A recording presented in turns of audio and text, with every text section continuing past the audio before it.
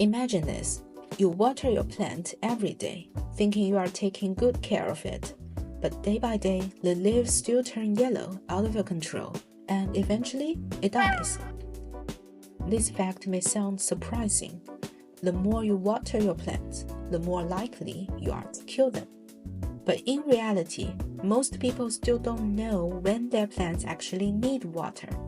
In fact, this problem goes far beyond the plants. It's about water, one of the most fundamental resources for human life. As the essential element for drinking, sanitation, and public health, water has always been a major concern all around the world. It is also the backbone of agriculture, which feeds the world. And beyond that, it regulates climate, shapes ecosystems, and even influences social stability and inequality in less visible ways. Yet this critical resource is now under increasing pressure. Today, more than 3 billion people live in agricultural areas with high to very high water scarcity, including 1.2 billion facing severe constraints. By 2050, up to 3 out of 4 people worldwide could face the impact of drought. Meanwhile, irrigated agriculture is the most crucial consumer of fresh water. Over 70% of the world's fresh water is used in agriculture, yet a significant portion of it is wasted due to evaporation, leakage, and inefficient irrigation. While these losses are often discussed in terms of systems and infrastructure, there is also a more everyday layer to the problem, that is decision-making, something we often consider too simple to think about. When do we water, and when do we stop? People will tell you, keep the soil moist, but what does moist actually mean? The answer changes depending on the plant, the soil, the weather, and even the time of the day. This question led us to build a simple prototype to show a smarter way of watering, a system that can automatically decide for itself.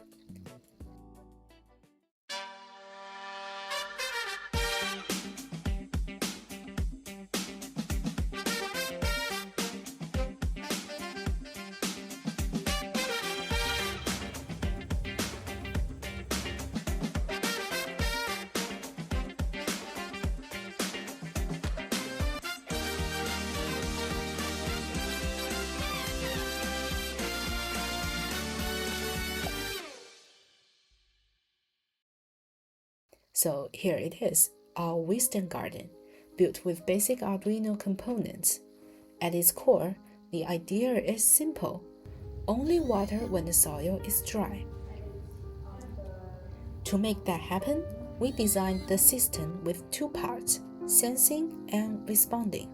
First, the sensing part. We use a soil moisture sensor to detect the condition of the soil. It translates something invisible, the soil's moisture level, into measurable data on a scale from 0 to 1023. Instead of just telling us wet or dry, the sensor gives us a continuous signal. So we connect its analog output A0 to the Arduino's A3 port with power through VCC and GND. This allows us to know exactly how moist the soil is, not just a yes or no answer. Then comes the system's response. A 3-color RGB LED visualizes the data in real time. We connect it to digital pins 9, 10, and 11, each controlling 1 color channel, with resistors to regulate the current. When the value exceeds 700, the LED turns red, indicating dry soil. Between 300 and 700, it turns green, meaning the moisture level is moderate. And below 300, it turns blue, showing that the soil is already sufficiently wet. Now we have a visual indicator, but that is not enough. The system also needs to take action. When the soil becomes too dry, with the LED turning red, a servo motor is activated through pin 4. We attached a small bottle cap to the servo arm. As it rotates, the cap tilts and releases water onto the soil. To keep the system stable, resistors are used to protect the LEDs, and a capacitor helps smooth out the power supply for the servo. As the soil absorbs water, the moisture level rises. The system updates itself, the servo stops, and the LED turns blue. This is when the system resets itself, allowing the next dry reading to trigger the motor again in a new cycle, instead of running continuously. Together, this creates a simple closed-loop system that monitors and responds to soil conditions in real time. This approach may seem simple, but it points to a different way of thinking about ordinary actions like watering. Instead of relying on subjective judgment or vague intuition, everyday experience can be approached in a more precise way by turning it into measurable data that can be tracked and responded to.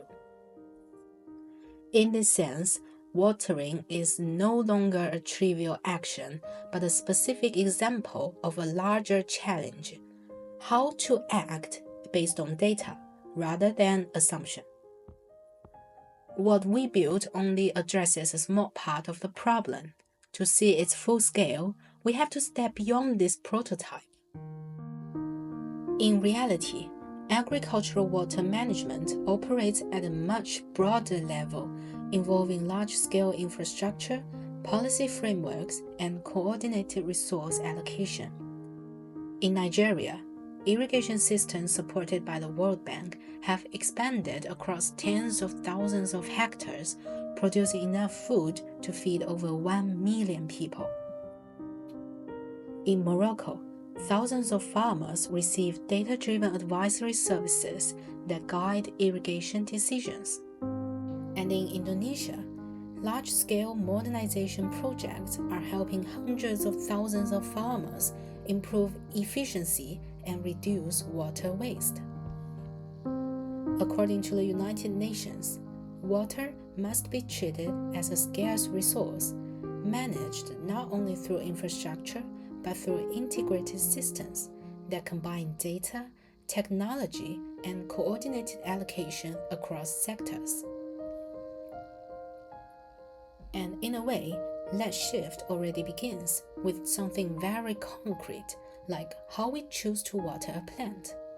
What seems like a simple action can actually be part of a larger logic, where decisions are no longer based on guesswork, but on something we can see, we can measure, and respond to.